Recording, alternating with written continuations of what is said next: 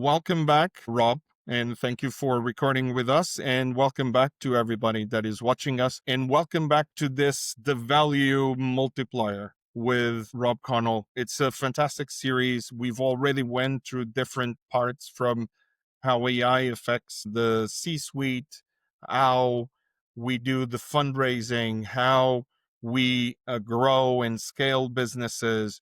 And today, we're going to go even deeper because today's conversation is one that product leaders, CFOs, go-to-market teams all need to hear because this is absolutely unique. So as you know, our guest is Rob Connell, a global CEO and a venture partner who built and scaled platforms from 200 million telecom giants to high growth SaaS firms. So he's worked across finance, ops, product, marketing, market facing teams. So it's a unique person that knows in firsthand what happens when a product becomes disconnected from the commercial ambitions. And so this is an episode about aligning the product engine with your growth engine. So that's dive into. So thank you very much, Rob, for being here and recording today. My pleasure, Nuno. And with all of those kind things that you just said, it's always really interesting because it forces me to take stock before we have these calls to think about, I might have been doing product management for a while. Have I really been doing it that much myself lately? And what do I need to brush up on? And so thinking about the future of product management as well and how things have changed has been an interesting exercise. And obviously looking forward to getting to that now. Fantastic. So let's start with kind of that strategic concept and misalignment. So Rob, what's been what you think is your biggest misconception teams have about the relationship between product and revenue? Between product and revenue? Yeah, really good question. And I wonder how much has changed. So I'd say, back in the day, sort of dot-com bubble times and bursting days. And then before then, even when we all left university in the 90s or whatever, and we all wanted to work in things like brand management before it became product management or product marketing or all the rest of it. I think that earlier, like really early in career, looking at things like brand manager, if you went to go and work for, in my case, I almost went to go work for, I think it was Hovis McDougall or whatever, the bread company. And it was actually quite aligned to revenue. Yeah. You're developing products that people wanted to buy, looking at price points, you're looking at distribution, etc. Then I noticed a bit of a shift in the product management, especially in the tech field, became very much about new product development. So it was about build more features. And innovation, sure, that's great, but that we forgot about the whole 80-20 rule with the features. And so it was more who's got the longest product roadmap, and devil may care when it comes to whether any of it gets launched on time or whether anyone will buy it or all the rest of it. So I would say that for me, a big part of my career has been the one with the red pen going through the product roadmap. And I think now going forward, I don't want to give up on a lot of the same things that we need to do. We'll get into that more. A lot of the product management function, a lot of the product functions, product strategy functions are the same, but we are aligning back into revenue much more now as well. And it's the fail fast mentality.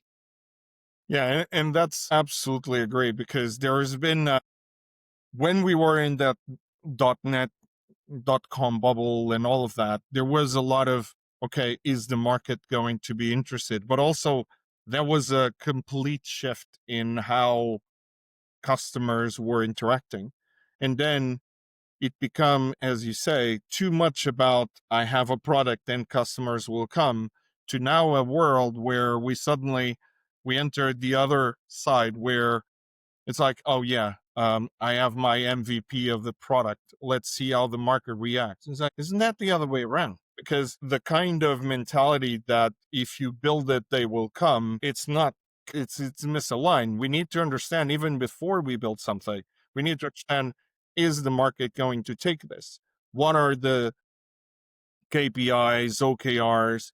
What is, just because we have an idea, let's not start building MVPs before we actually test that with something really simple, which is why a lot of lean startups and things were created, business model canvas, lean canvas, and so on.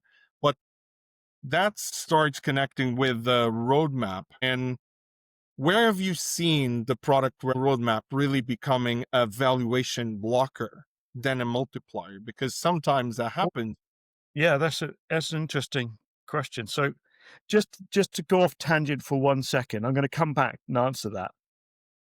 My basic notes for today were, I was thinking about what's really changed in product management, and we'll get into that later. And I was thinking about the use of AI and about use of metaverse and augmented reality and all those fun things. And there's a lot of practical implication, a lot of practical ways of implementing that through the same old traffic light systems and stuff that we did before, unusual thing, do more faster, etc. So we'll get into that in a moment. But also, I really wanted to talk to some people that I know are still really purely focused on product management. So I talked to a lifelong friend, Tom Neal, who has worked with, currently working at The Independent. He's worked with The Sun and The Times and Macmillan Education and I think Reed Business and, lots of quite big names in senior product management roles. And I also talked to a client and friend who's based here in Finland, who works for Visma. You would have seen their shirts on the Tour de France. And as a product owner there, formerly with Messel Group and Blanco, who I know very well, and about what they see is what's going on. And there's two cornerstones that we need to think about always, which is the discovery and delivery. And Tom reminded me of this. So when we think about the roadmap as a blocker, I'll get back to your question now. So is the way the product roadmap a blocker? Well, people have always found the product roadmap to be a very complicated thing. So if I look at a startup or a scale up, it's quite often, well, there might not be someone in a specific CPO or product strategy role. So who's coming up with the product roadmap? And I often see CTO having to do that role. Now, that's fine in terms of technology enablers and, production values or whatever it might be, but that doesn't really drive it from a commercial point of view. So is it customer demand leading to you to look at those features, etc.? So traditionally a product roadmap, you've always looked at things like strategic fit, right? So you've looked at, does customer want it? Will we make any money out of it? Is it enabled already with the technology we've got, or do we have to start again? Is it easy to do? Is it hard to do?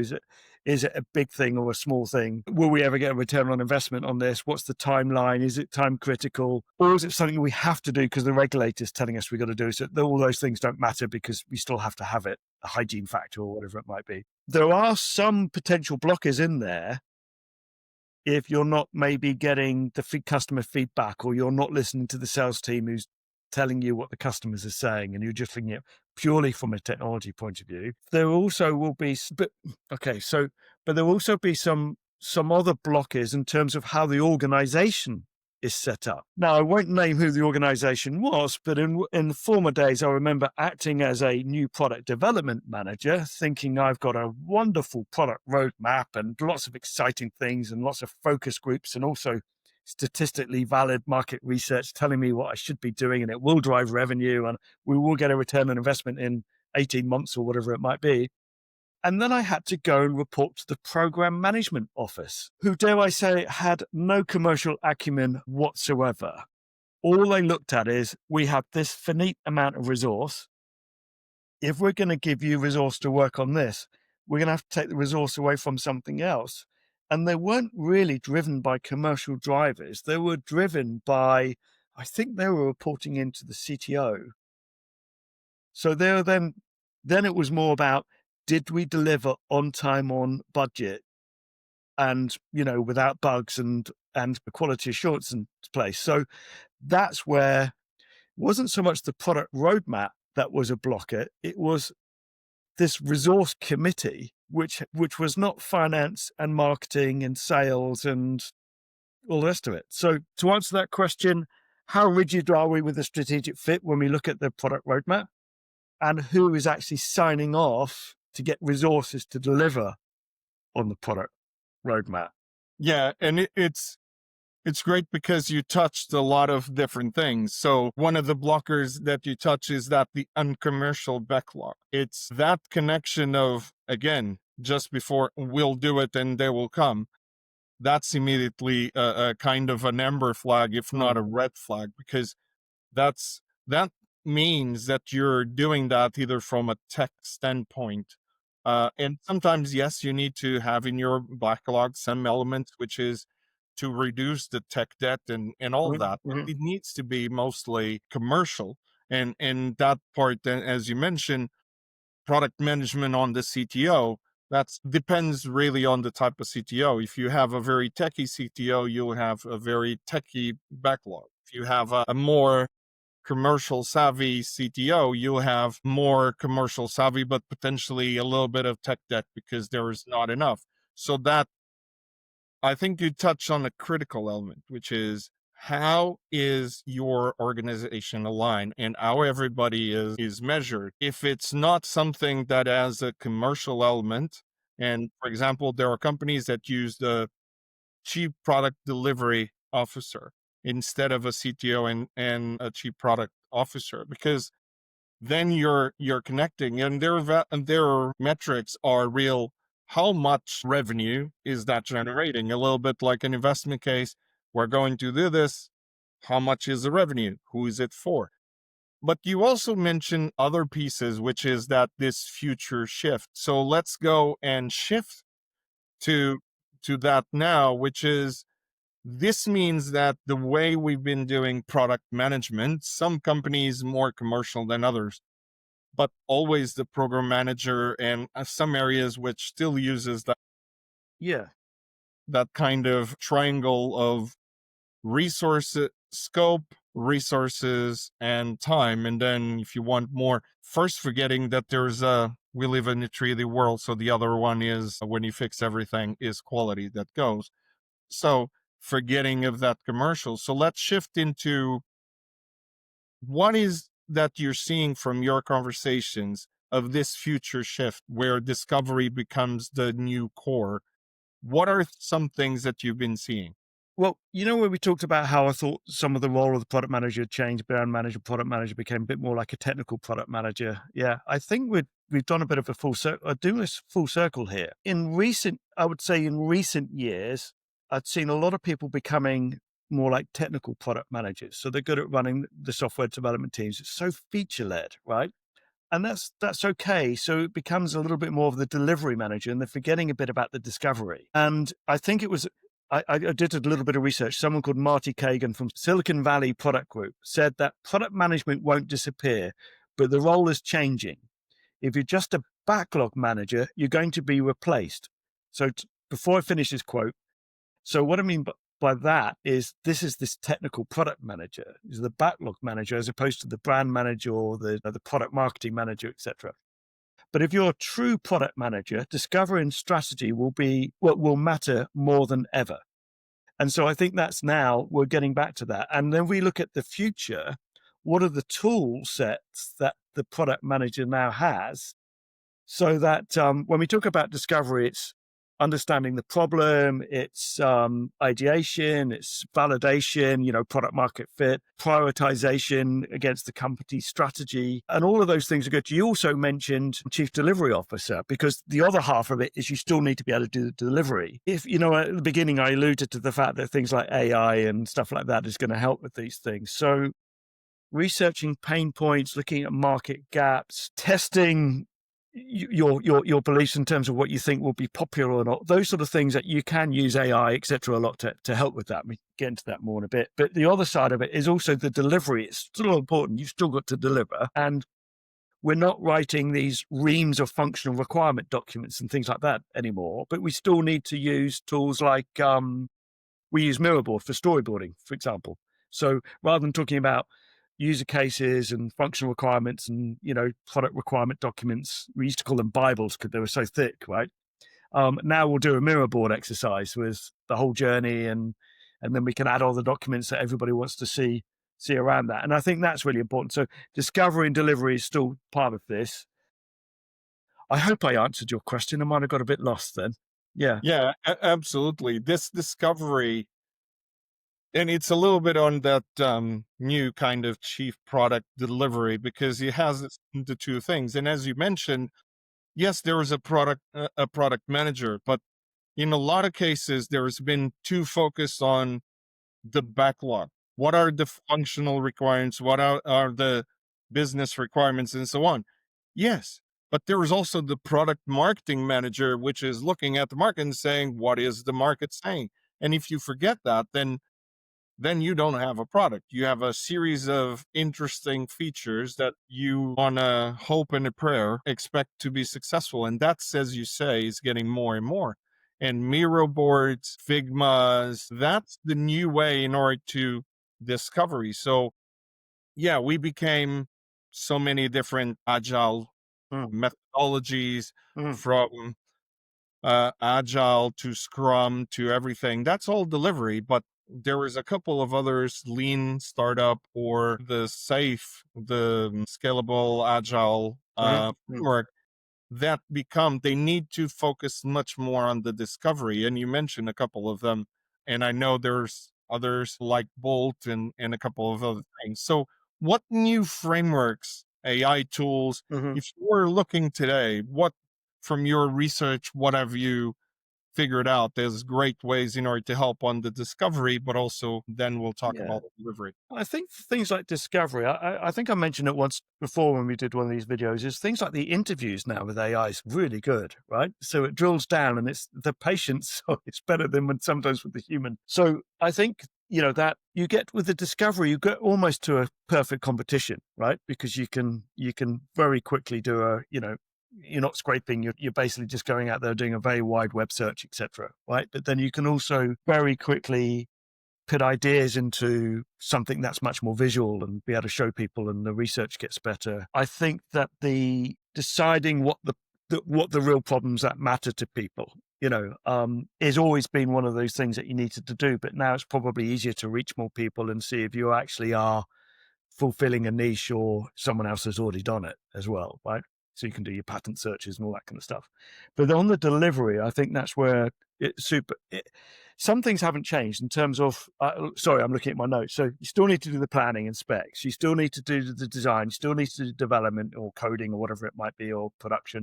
You still need to test it. You still need to deploy and launch it, product marketing. You still need to do monitoring and maintenance and the whole grandfather life cycle, managing whether it's worth investing in the technical debt, etc. So all of those things are the same, but how you can do the discovery through things like you mentioned Miro and Figma, brilliant. So Figma, you can do the design collaboration. Miro, you can do the whole storyboarding workshops and everything. Rapid prototyping. I met a Ukrainian firm earlier in the week, and they're claiming that you can basically go in and use their tool in 60 minutes. You've got an MVP. 60 minutes. And I was like, please sign me up for a demo. Well, we're not quite ready for the demo yet, but I hope it's coming soon, right? That's quite cool because before we were doing things like Adobe XD for things like a clickable demo. You'd have to have the graphic designer work through it. So you could do it without Logic. Now they're talking about creating a piece of code, MVP, with Logic. Yeah. Very, very quickly. So that's not going to be your end scalable solution, but it means that we're now merging discovery and delivery a little bit as well. Other tools, well, I think if you look at it, because we talked about roadmap, if we look at things like new product development rather than sort of product management lifecycle stuff, the traffic lights I've always worked with, where it's like, you're doing ideation, yeah, and then you're doing concept, and then you're doing the design, then you're doing launch, and you can put lots of extra steps in there, but basically it's those all things. So it's very quickly now, when you've got an idea, to be able to look at your competitors, to be able to look at alternatives if it's not a direct competitor. The concept, for things like concepts, and of course I work quite a lot in software, but I've been working more with some physical products lately as well. And, working with Provest Interactive, which is an industrial metaverse, and we're also working in defense sector, I've been really watching a lot more and learning a lot more about this. And we can now do, mixed reality simulations, right? So if you think about something like car design, you can create things like your BIM models. You can do your CAD models, sorry, BIM's for buildings, but you can do things like the CAD models, and you can then put the headset on. You can go around and look at everything in really good detail. Here in the office today, we've got this like 10 grand for this really super high resolution headset that you can use for things like fighter pilots and stuff. So you can see all of the switches and everything. So just imagine for that to go around a concept car, right? How fast that is compared to making a clay model. Now, the interesting thing is, from what I understand, the good car designers will use both because they still spot things when they've got the clay model. So it doesn't replace everything, certainly speeds things up. So I think that whole 3D, VR, AR, MR is brilliant. Okay, so we're talking about virtual reality. You can put the headset on, go around, but then if you can then do the mixed reality and you can see it in the field, I mean, something as simple as when you go to IKEA and you can see what the wardrobe will look like in your bedroom, but this can be on a completely different scale. It's like getting massive production for, say, a musical concert or something like that. It costs hundreds of thousands and sometimes just to get those things set up. You can actually do that in the metaverse and conceptualize it first. So there's a huge amount that we can do through discovery, delivery, but this whole new product development, the traffic light, using AI, using metaverse, it's not just about speed, it's also the quality of what you can do around that as well without having to go and build it everything first, right? So, and then, okay, so that's the new product development. But in terms of product lifecycle, because it's also important that we don't forget that we need to look at things like grandfathering or sunsetting products, etc. as well. And you mentioned earlier things like backlog and technical debt. Now, if it's your cash cow and it's got a good profit margin, then great. Address the technical debt, keep it robust, keep it going. And I think that we are now seeing, I think we're now seeing things like where we can automate more things like prompts for upselling or switching and tariff and price automation and stuff so that you can maybe move people around a little bit faster between products as Yeah, well. Yeah. and it's that leveraging, and what you said is important, is product management in terms of discipline Mm. and the elements.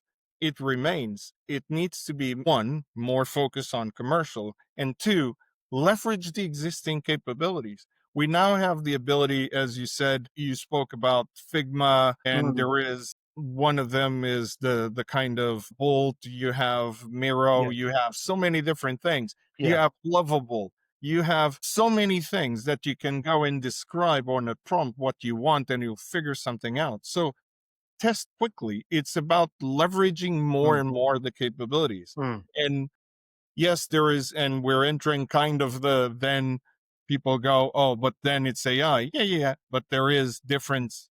There is LLM models, there is AI agents, there is agentic AI. You have enough tools in your tool belt in order to do things much quicker, much faster, from research to deliverable. But what needs to change is that mindset.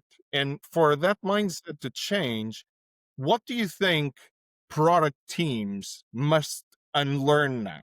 Yeah. Yeah. Because sometimes it's too strict, and we're going to use this framework, which apparently seems like people forgot that the framework is for you to use the pieces that are important for you, not just follow everything. So, what are some things you think that product Yeah. teams need to unlearn on this?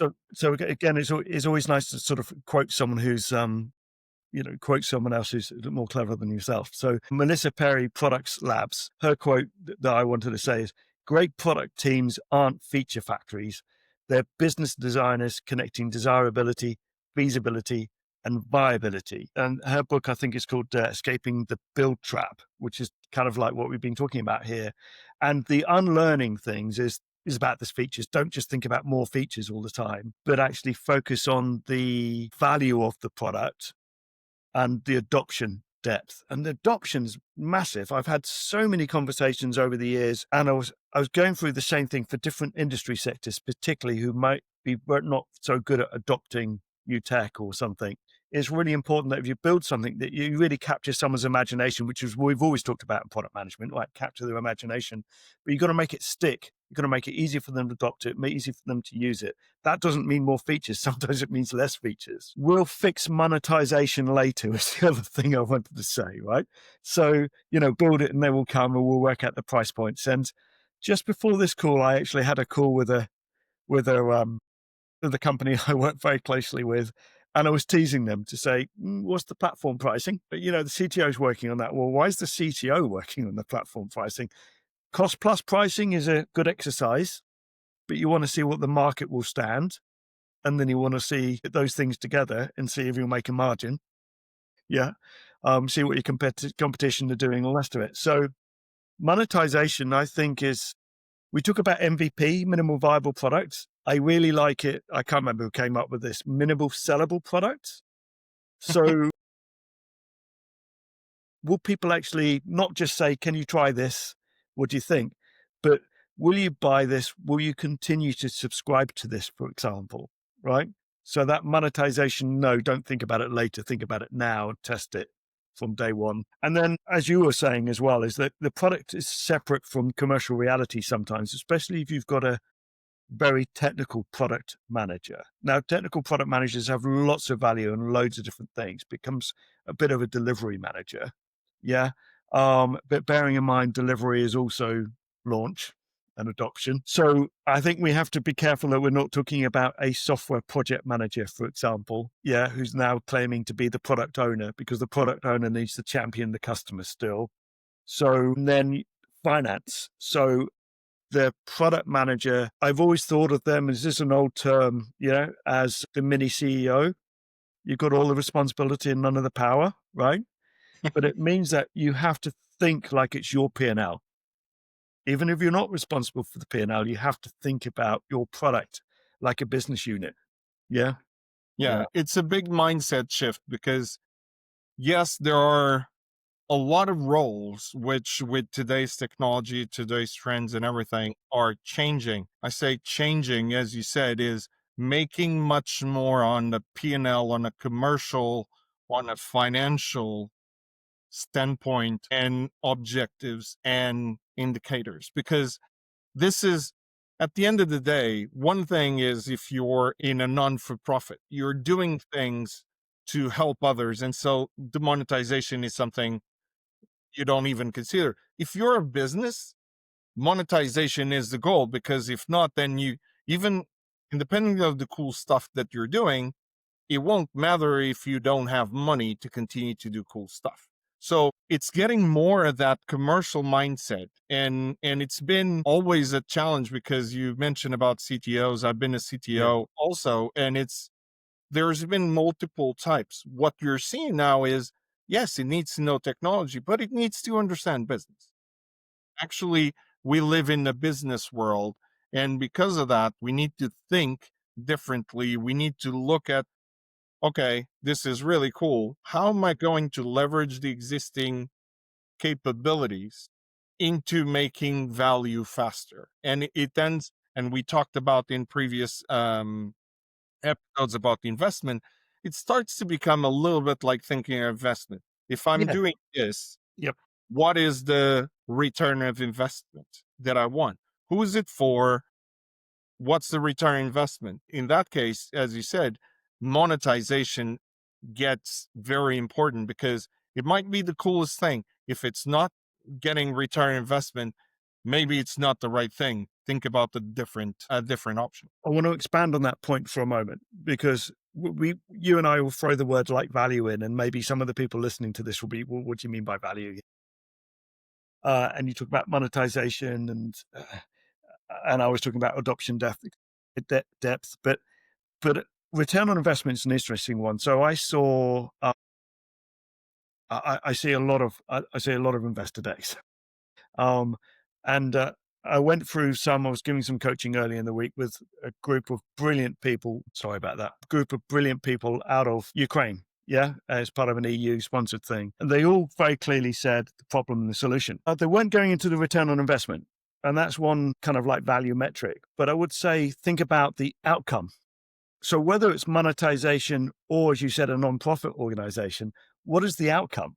What is the goal you're trying to achieve? What's going to keep everybody happy?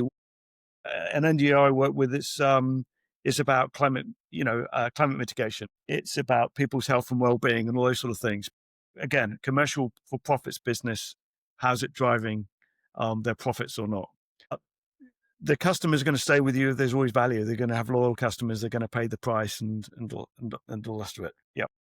And it's, again, as you say, return on investment does not only mean revenue, it means what is it improving? What's the outcome? Because sometimes a great return of investment, as you mentioned before, is the customer experience. It's improving the customer experience, it's making something take a lot less time, it's saving time for the customer. Great. So, for example, you had one here, which is the Abacus AI. Everybody's going and leveraging LLMs like OpenAI and Perplexity, Claude, and every single thing now. And this is all very new.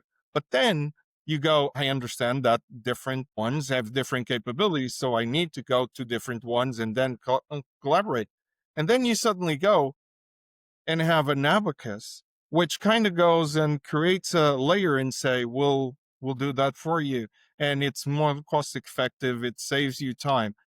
That's an outcome. That's a return of investment, which not only every time needs to be a revenue number, it might actually be now the experience of a customer is much better. It returns them time. It returns them better profit margins for what they're trying to do. It's a different system. And that is customer experience is a key element, which for me, from a product management standpoint, need to be a clear focus is what Yeah. is the You experience. can't forget, as the product manager, you need to be the customer champion, right? You still need to return and you still need to make a profit for the company, but you have to be the customer champion. Customer's not happy, then you're toast. I If you don't mind, I'll just do sort of like one kind of quick summary because we go over so many different things, which is really good. But I would say that the call to action for like leaders, so not just the product managers, but within an organization to get an organization, we've talked before about getting organizations to think like a finance manager or getting organizations to think like so everybody should be the salesperson. Well, in this case, we can talk about all leaders in the organization need to think like a product manager as well. But then we also need to think, what is this modern product manager and how do we, what do the leaders need to do with their product management functions? And that's make sure we reskill those product managers.